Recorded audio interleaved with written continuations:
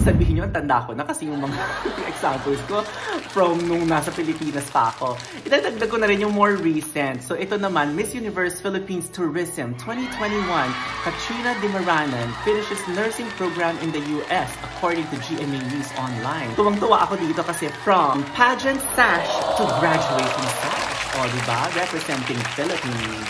Pero alam nyo ba na si Katrina Damaranan, yung huli niyang pageant, ang suot niya ay VJ Floresca. Oh, napalik ko sa VJ Floresca. Yung very iconic na gown niya na puti, na merong gold, 24K brooch.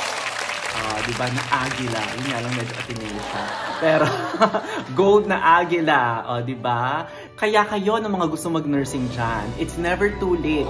Kahit na second degree mo pa yan, second career, or anything like that, it's never too late na mag-nursing kung yan talaga ang nasa puso ninyo.